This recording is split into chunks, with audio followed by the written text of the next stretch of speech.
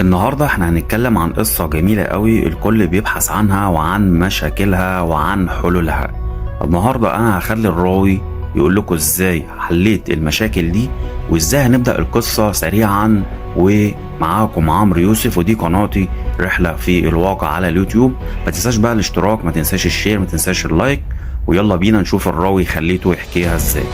لا تذهب قبل أن ترى هذه القصة للنهاية، لأن ما ستكتشفه سيغير نظرتك للعالم الرقمي إلى الأبد، وسيجعلك تتساءل: هل أنت فعلاً حر أم مجرد جزء من عرض ضخم يدار خلف الشاشات؟ في غرفة مظلمة، ضوء الشاشات يرقص على الجدران كما لو أنه يحاول أسر كل نبضة قلب. أصوات النقرات تتسلل من كل زاوية، كل حركة يديك تحت المراقبة، كل ابتسامة تخضع للتحليل. كنت تظن أنك تتحكم في الوقت، تختار ما تشاهده، تقرر مصير لحظاتك، لكن الحقيقة مختلفة تماماً. كل صورة، كل فيديو، كل إعلان شبكة خفية تربطك بعالم لا تعرفه، تصنع رغباتك قبل أن تعرفها، توجه أفكارك قبل أن تدرك أنها موجهة. في البداية شعرت بالمرح، بالإثارة، كأن هذه الشاشات صديق وفي. ثم بدأ الغموض يتفرب، كل نافذة مفتوحة كانت باباً جديداً نحو قيود غير مرئية. تدريجياً الوقت أصبح سجيناً، كل دقيقة انقضت وأنت مشدود لعوالم افتراضية، كل رسالة تنقل لك شعوراً مزيفاً بالإنجاز، كل زر ضغطته جعلك جزءاً من آلة ضخمة لا تجدأ. لم تعد تدري متى بدأت أو متى ستنتهي، وأدركت فجأة أنك محاصر في صندوق رقمي لا تستطيع الهروب منه، رغم أن عقلك يصر على أنك حر.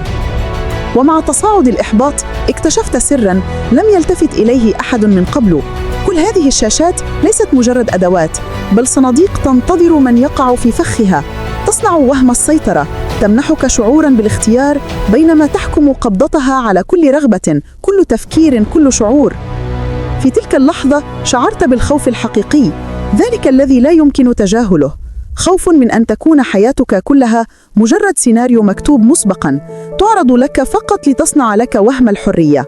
لكن هناك فرصة، خيط ضئيل يمكن أن يحررك إذا ما قررت الانتباه، مراقبة نفسك، رفض الاستسلام للراحة الزائفة، والمواجهة مع كل ما يقيدك.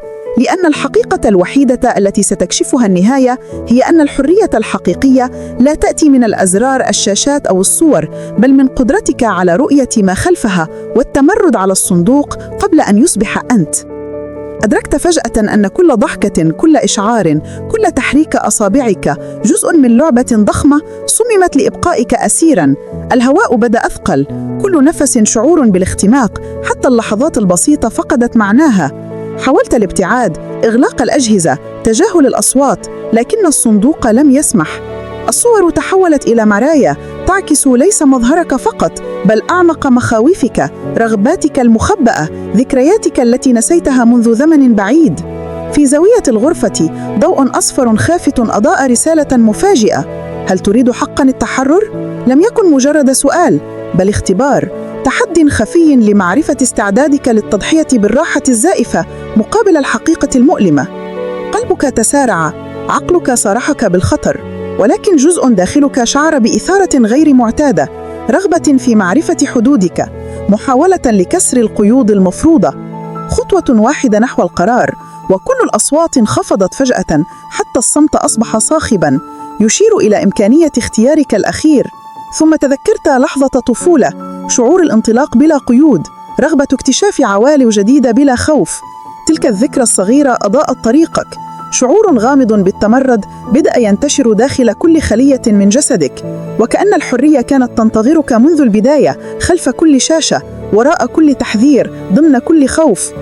ببطء فتحت عينيك تماماً، لم تعد مجرد مشاهد، بل مشارك حقيقي، قادر على توجيه كل شعور، كل تفكير، كل حركة. الصندوق لم ينهار، لكنه فقد السيطرة، فقدت الشاشات جاذبيتها السحرية، ولم تعد قادرة على جذبك إلى فخها. شعور بالانتصار ملأ كل جزء، وبدأت تدرك أن الحرية ليست غياب القيود، بل المعرفة بالقيود ومواجهتها بشجاعة، والقدرة على اختيار ما تستحق أن ترى، تسمع وتشعر به بنفسك. في النهاية لم يكن الصندوق مغلقاً، بل أنت من كان يراه محاصراً. كل هذه التجربة علمتك درساً لا ينسى. العالم الرقمي مليء بالأوهام، لكن الإرادة القوية والوعي يمكن أن تصنعان مفتاحك الحقيقي للخروج، لتكون الحر الذي لطالما اعتقدت أنك عليه، لكنك الآن تعلمت كيف تصنعه فعلياً. لكن الهدوء لم يدم طويلاً، لأن الصندوق رغم فقدانه السيطرة على عقلك بدأ يرسل رسائل غامضة، أصواتاً منسية، تلميحات عن أشياء لم ترها بعد، محاولة جذب فضولك بطريقة أذكى، أكثر خبثاً. شعرت بالخطر مجدداً، لكنك هذه المرة لم تخف. كل خطوة أمامك أصبحت محسوبة، كل إحساس مدروس، كل رغبة خاضعة لاختبار الإرادة الحقيقية. أمامك نافذة جديدة، مختلفة عن أي شيء رأيته من قبل، ضوء أبيض مشع ينبعث منها، وداخلها عالم مليء بالخيارات المضللة، المغرية، المغلفة بوهم المتعة والفائدة. أدركت أن الاختبار النهائي لا يتعلق بالهرب، بل بالوعي، بالقدرة على التمييز بين ما يحافظ على استقلالك وما يسلبه منك. كل زر ضغطته يحمل عواقب لا يمكن التراجع عنها، وكل قرار أصبح صكاً على مصيرك. ثم شعرت بصوت داخلي لم يكن من الشاشات، بل من أعماقك، يناديك بالثقة، بالشجاعة، بالإصرار على عدم الانقياد لأي خداع. بدأت تختار بعناية، تحذف الوهم، تتجاهل الإغراءات، وتستعيد كل شيء كان مفقوداً: الوقت، التركيز، الحواس، القدرة على الإبداع، شعورك الحقيقي بالتحرر. وبينما كنت تتقدم نحو الضوء، لاحظت أن الصندوق يتقلص تدريجياً، يختفي من حولك كأنه لم يكن موجوداً أبداً، تاركاً خلفه عالماً جديداً مليئاً بالاحتمالات، بلا قيود، بلا ضغوط، بلا أوهام. لحظة واحدة شعرت فيها بالقوة المطلقة، أنك لم تعد مجرد متفرج، بل صانع واقعك، قادراً على التحكم بمصيرك، على استعادة كل لحظة ضاعت، على إعادة صياغة حياتك وفقاً لرغبتك الحقيقية. في تلك اللحظة فهمت الدرس الأهم: الحرية لا تمنح ولا تؤخذ بالقوة، بل تبنى بالإدراك، بالوعي، وبالقدرة على مواجهة كل قيد، كل خداع، كل رغبة مزيفة. الصندوق اختفى، لكنه ترك أثره، تذكيراً دائماً بأن العالم الرقمي مليء بالتجارب التي تحاول أسرنا، وأن الحل دائماً في داخلنا، في قوة اختيارنا، في وعينا، وفي شجاعتنا لنقول: أنا حر مهما حاول أحد أن يقيدني.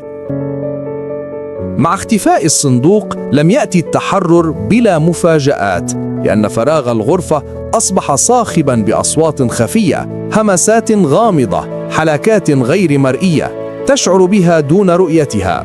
كل زاوية تحمل سراً، كل شعور جديد يمثل تحدياً. لم يكن الأمر مجرد إعادة ترتيب الواقع، بل مواجهة حقيقة أن كل لحظة، حتى اللحظة الحالية، يمكن أن تخبئ فخاخاً ذكية تتسلل إلى وعيك دون استئذان.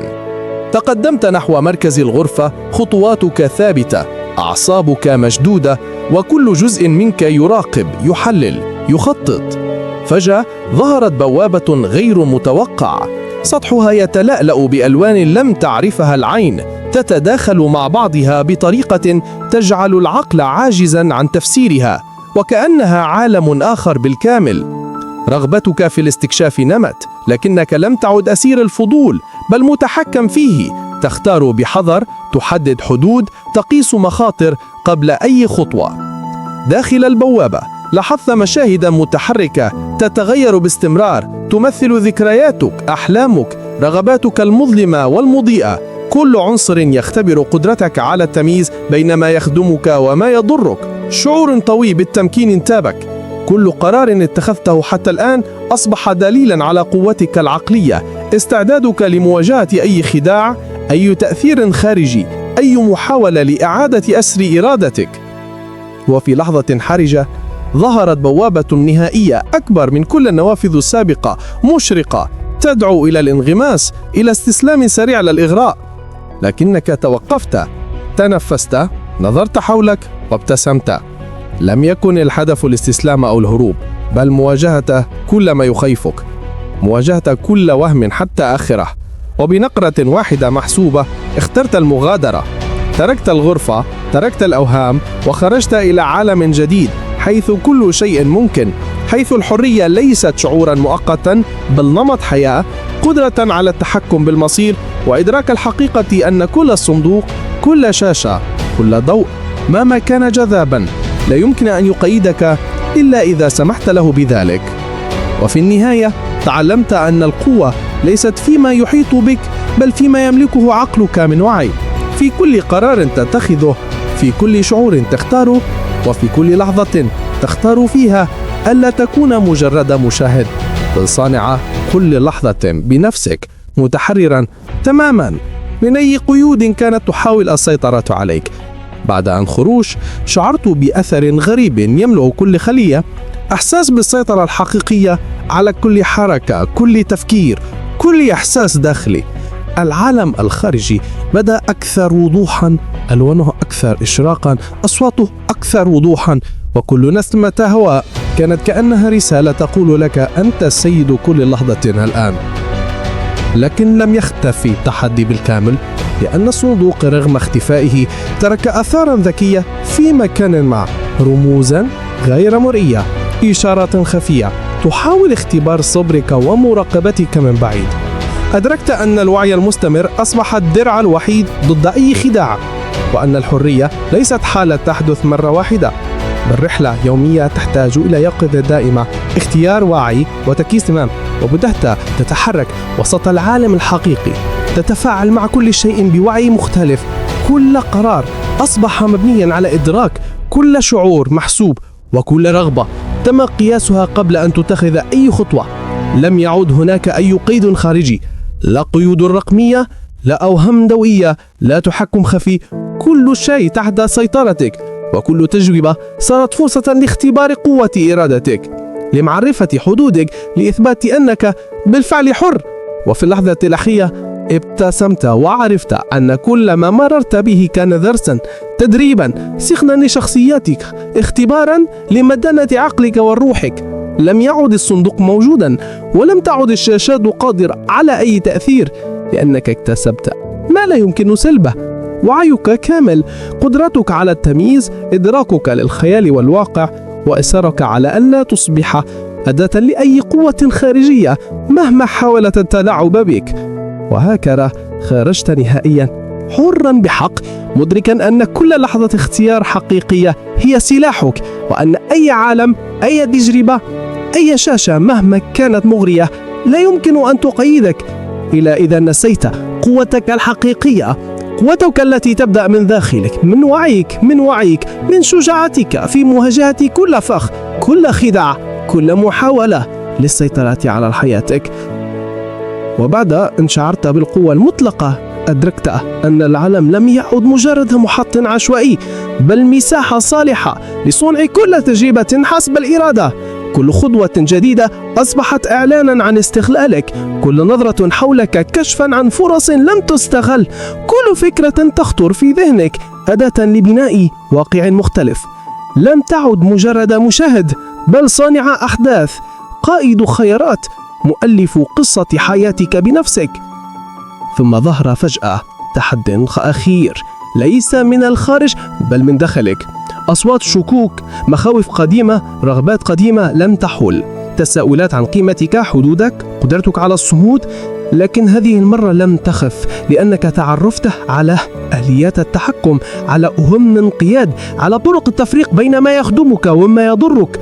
كل شعور سلبي قبلته بتأمل، كل فكرة مضللة رفضتها بحزم، وكل رغبة مؤقتة تجاهلتها بحكمة. ومع كل اختبار داخلي شعرت بتحرر يتعمق أكثر، كأنك تخلق نفسك من جديد، دون قيود رقمية، دون أوهام خارجية، دون أي تأثير يمكن أن يحجب إدراكك.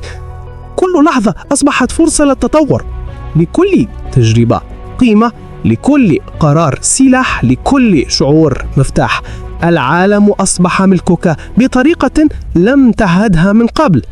لا تلقى وجهه على الشاشات، لا يتحكم فيه الأجهزة، لا يسيطر عليه أي طرف خارجي. وفي النهاية ابتسمت ابتسامة لا يمكن اختراقها، شعور للنصر، إدراك حقيقي بأن الحرية ليست حلما أو وهما، بل حقيقة تبنى بالإدراك، تستعاد بالمواجهة، تثبت بالاختيار. الصندوق التفت لعباد. كل الشاشات لم تعد لها سلطة، وكل لحظة لاحقة صارت ملكا لك أنت، فرصة لتكون أنت الوحيد المسيطر على كل ما يحدث، على كل شعور، على كل فكرة.